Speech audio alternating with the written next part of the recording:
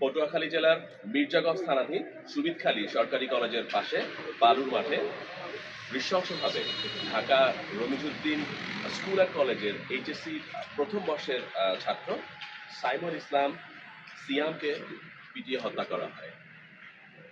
এই ঘটনার আমরা প্রধান অভিযুক্ত দুজনকে গ্রেফতার করতে সমর্থ হয়েছি। সেই উপলক্ষে আমি কমান্ডার শাহাদাত, অধিনায়ক র্যাব 8 বরিশাল, আপনাদের সামনে আজকে তার বিস্তারিত তথ্য উপাত্ত নিয়ে উপস্থিত হয়েছি। আমার সাথে রয়েছেন আমার ডানে মেজর মাহমুদ।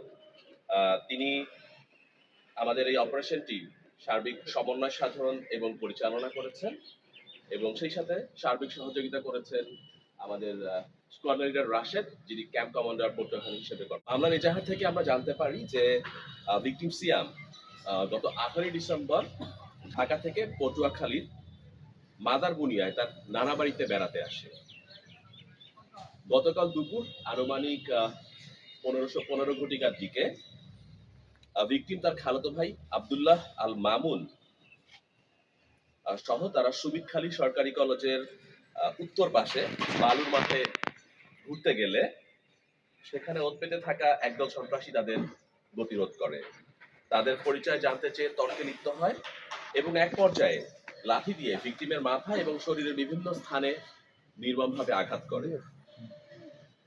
মারধরের ফলে সিয়াম গুরুতর আহত হলে অভিযুক্তরা নিজেদের মোটরসাইকেলে করে তাকে মির্জাগঞ্জ উপজেলা স্বাস্থ্য কমপ্লেক্সে ফেলে রেখে পালিয়ে যায়।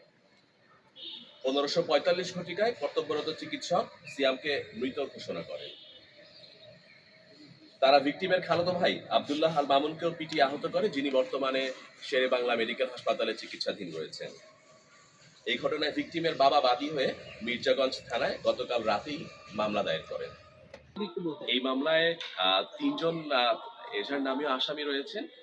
সেই সাথে আরো অজ্ঞাতনামা হয়তো আরো 3-4 জন থাকতে পারে, যেটা কিনা বিস্তারিত তদন্ত সাপেক্ষে জানা যাবে। প্রধানত 3 জনের নাম রয়েছে এবং সেই সাথে আরো 3 জন থাকার সম্ভাবনা রয়েছে। তারা কি শিক্ষার্থী? তারাও কি শিক্ষার্থী? প্রাপ্তবয়স্ক নাকি মানে তিনজন কি যাকে আটক করা হয়েছে হয়তো আমরা পুরোপুরি বলতে পারবো, বিকজ বয়স এবং তারা কাছাকাছি বয়সের সবাই, হয়তো এরকম 18 থেকে 20 এরকমের মাঝামাঝি সবাই হবেন। তো বয়স এবং এই বিষয়গুলো হয়তো বিস্তারিত তদন্ত সাপেক্ষে আমরা বের করে নিয়ে আসতে পারবো। আপনারা জানেন যে এই ঘটনার আমরা এখন যে সময় জাস্ট গতকাল এই সময়ের দিকে এই ঘটনা সংঘটিত হয়েছে। সো আমরা তাদেরকে ধরে এখন আমরা তাদের সাথে কথা বলে বিস্তারিত যখন আমরা তাদের সাথে তদন্ত করব তখন আমরা আশা করছি যে বাকি সব বিষয়গুলো বের হয়ে আসবে। উত্তর সুবিদখালী এবং দ্বিতীয় অভিযুক্ত মোহাম্মদ রাশেদ, পিতা মোহাম্মদ রফিকুল ইসলাম পিন্টু, সাং ডিবুয়াপুর, উভয় থানা মির্জাগঞ্জ, জেলা পটুয়াখালীকে গ্রেফতার করতে সক্ষম হই। এখানে বিশেষভাবে উল্লেখ্য যে এই সফল অভিযানের পেছনে মির্জাগঞ্জ থানা পুলিশের সময়োপযোগী তথ্য প্রদান এবং র্যাব 10 সিপিসি 1 এর সদস্যদের পেশাদার পদক্ষেপ সমূহ অত্যন্ত কার্যকর ভূমিকা পালন করেছে। গ্রেপ্তারকৃত অভিযুক্তদের আইনানুগ প্রক্রিয়া শেষে সংশ্লিষ্ট থানায় হস্তান্তরের কার্যক্রম বর্তমানে প্রক্রিয়াধীন রয়েছে। র্যাব সবসময় সাধারণ মানুষের জানমাল রক্ষায় এবং সন্ত্রাসীদের দমনে প্রতিশ্রুতিবদ্ধ। আমরা এই মামলার বাকি অভিযুক্তদেরকেও দ্রুততম সময়ের মাঝে আইনের আওতায় নিয়ে আসার জন্য কাজ করে যাচ্ছি এবং সেই বিষয়ে দৃঢ় আশাবাদ ব্যক্ত করছি। আপনাদের সবাইকে আন্তরিক ধন্যবাদ।